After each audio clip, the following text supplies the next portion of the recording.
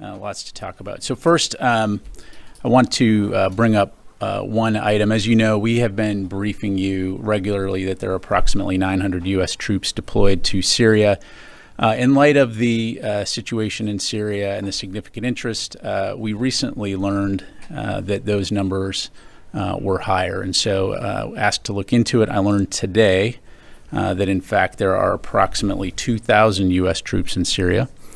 As I understand it, as it was explained to me, these additional forces are considered temporary rotational forces that deploy to meet shifting mission requirements, whereas the core 900 deployers are on longer-term deployments. And as you know, for many of our deployments, numbers will fluctuate from time to time, but given that this number is significantly higher than what we've been briefing, I wanted to let you know as soon as I found out this information.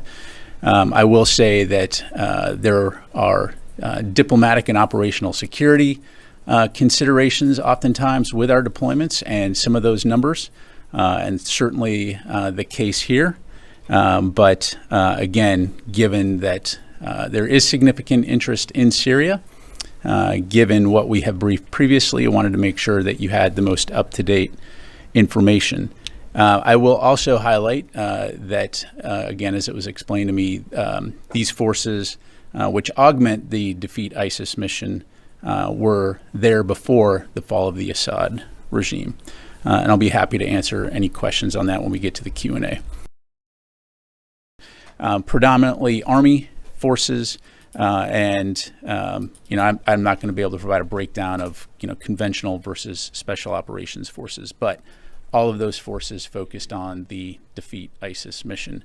Again, as I understand it, a certain element of this also goes into diplomatic and operational security concerns as it relates to the region. But again, given the difference in the number that we've been providing, I made the decision to go ahead and give you that number. How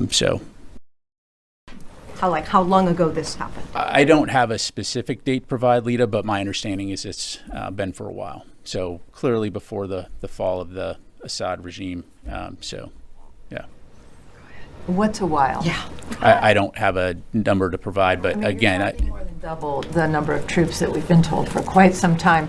So are we talking about this has been going on for months, for years? Is it something that just happened this summer? I mean, we need a time frame, I think, is fair. Yeah, I think it would probably be fair to say at a minimum months. I'll go back and look, but it's been going on for a while. And what assurances can you give to the Kurdish SDF right now that the U.S. isn't planning to pull out or leave?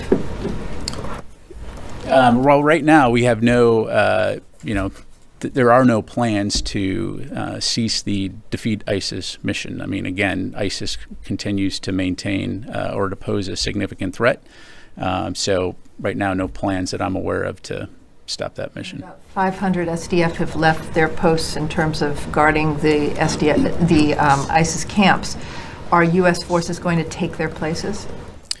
Well, our focus is, again, working with the SDF, but Jennifer, I don't have anything for you in terms of relocation of U.S. forces within Syria.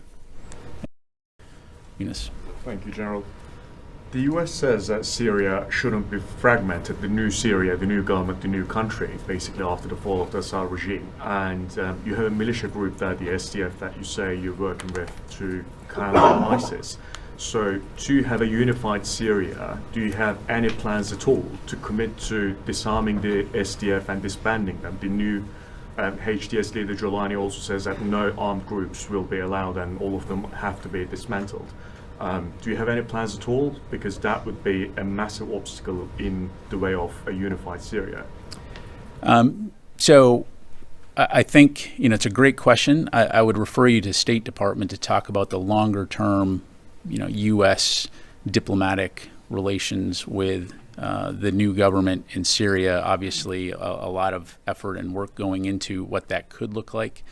As it relates to the SDF, and the Department of Defense right now, our focus continues to be on the Defeat ISIS mission. So preventing a resurgence of ISIS. Certainly with the understanding that all of this is in the context of the situation which you lay out, but in terms of a particular mission focus or change, I don't have anything to announce right now.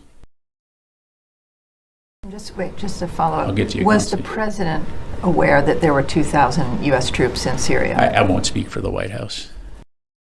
Thanks, Matt. Just one follow-up on Syria.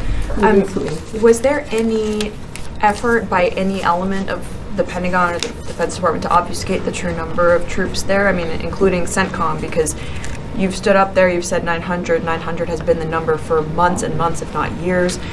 Surely someone could have come out and corrected that if it was known by someone in the Defense Department that that wasn't accurate. So what was the miscommunication? Yeah, Natasha, look, again, learned the number today, provided the number today. As I mentioned in looking into this, part of the explanation is the sensitivity from a diplomatic and operation security standpoint. But again, given the difference in what we've been briefing and what the actual number is, just felt that it was important to get you that information.